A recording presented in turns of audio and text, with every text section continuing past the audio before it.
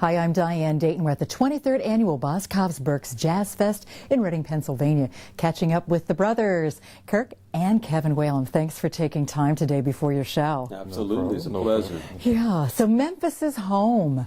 Memphis is home. Yeah. Born and raised. Born and raised. Barbecue City, USA.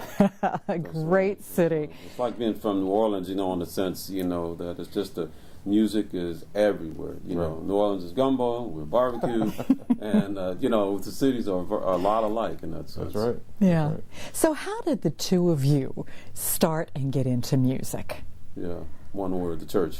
Okay. Yeah, I guess that would be the other word. That's the same thing. Right. You're probably little too, weren't you? Oh, absolutely. Yeah. Our dad was a pastor, God rest his soul, and was a musical guy. He comes from a musical pedigree, so we're just extensions of his extension of the branch that he came from. So the musicians and preachers in our family. My grandmothers, both of our grandmothers were musicians. One played classical organ and taught piano and voice. The other was a gospel singer. She was a domestic and worked for this one family for years and years. And but boy, could she belt out a gospel tune. It's kind of like Shirley Caesar. Yeah. Okay. Style of voice. Yeah. Wow. Well, you also are an ordained minister, right, Kirk? Yeah, I studied in seminary. For me, it was just sort of late blossoming. I always knew that I was a preacher, but it's that thing, well, Dad's a preacher, so the last thing I'm ever going to be is that, But I came to a point in 1991 where I said, hey, look, that's who you are. You might as well own up to it. And so from that point, I really felt good about just sort of doing what I do, musically, spiritually, sort of all one thing, Sure is. How many CDs do you have out right now? You know what? The number is kind of hard to calculate because some of them are, collaborations with other folks like Bob James and BWB. Yeah, and other things. And then we have the ones that are like, the best of and the ultimate Kirk Whalum and all that. I think I have about 30 at this point. Yeah, it's up there. What about you, Kevin? I've only got 2, but I've got another one coming out this summer. So Clean, it's called, right? Can you tell us a little bit about it? Well, it's going to be a sonic departure for me and for my listeners, but I'm sure they will come with me on the voyage. Yeah. It's going to be a different sound, but boy, I can't wait for people to hear it. Okay. You look like Mr. Clean, man. Yes, Thank you so much. he does. You're right about that. Clean, my head is clean, my heart is clean. Yes, there you go. Teeth are clean. Yeah, teeth are clear, yeah.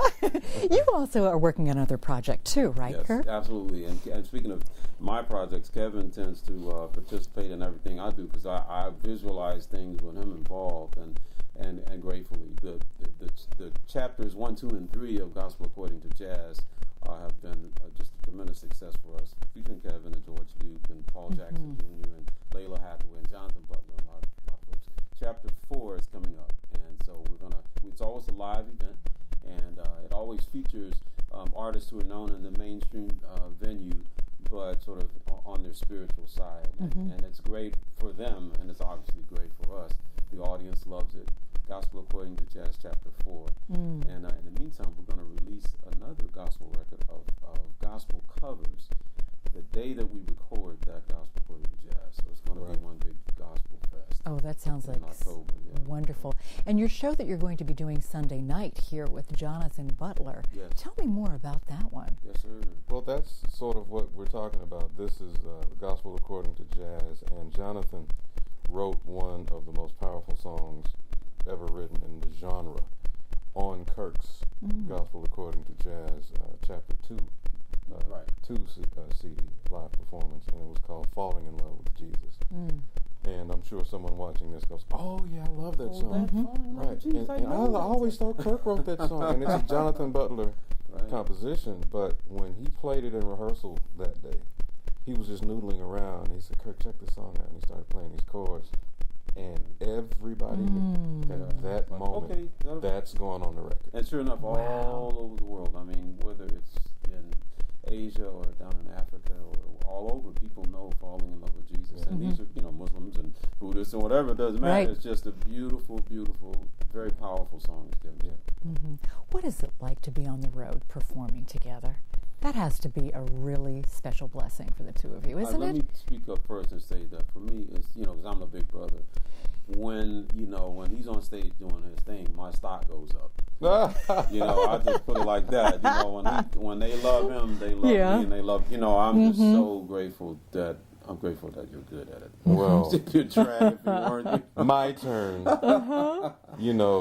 I humbly submit to you, he's one of the baddest cats, period, in the genre of jazz. Not just jazz, music. Yeah.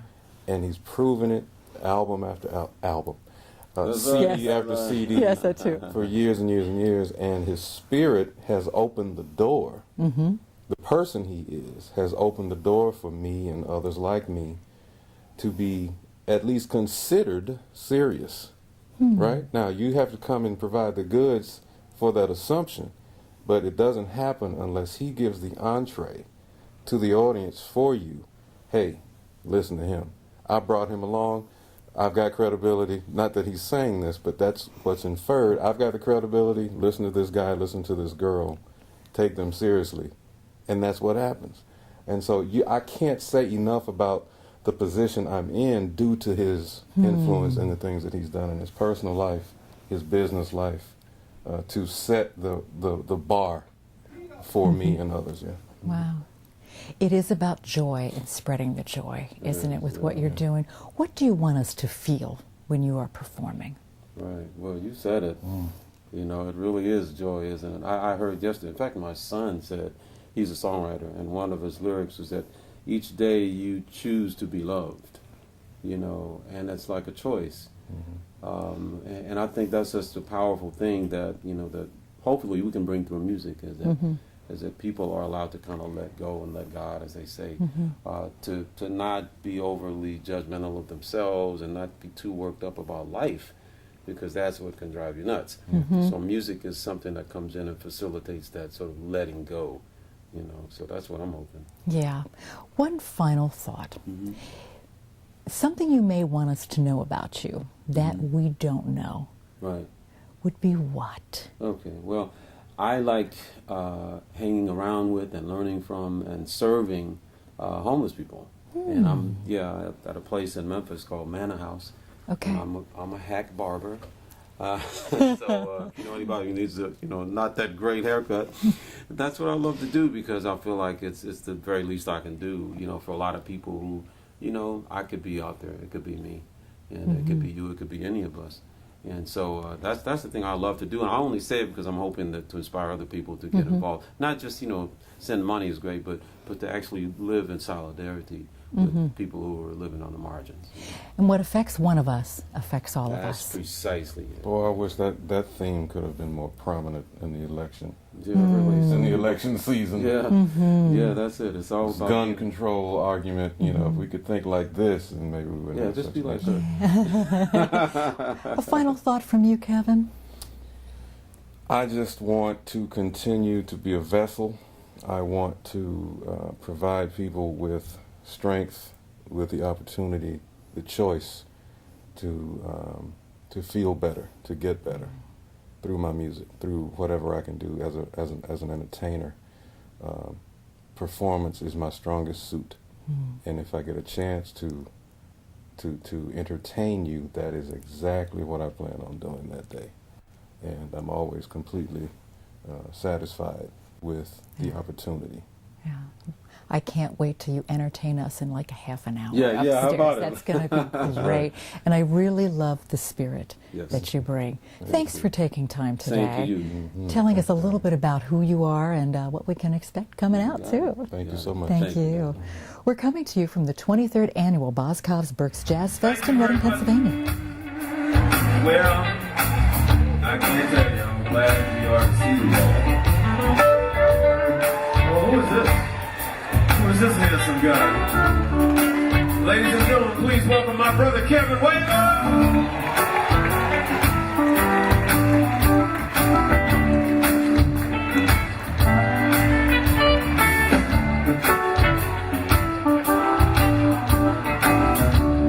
Well, I said we were in love up here. If it's all right, we're gonna go back to Kevin and my Kevin's in my hometown of Memphis, Tennessee. Do we have anybody who has not been to Memphis? You've been there, see? You know what it's like. Check it out. Check it out. Do you feel me? Do you feel me? I know you do. Do you feel me? I wonder. Do you feel me? Now you know it, so you can sing along. Do you feel me? What's taking you so long? Do you feel me? Oh yeah. Do you feel me? I wonder. Do you feel me? Check this out.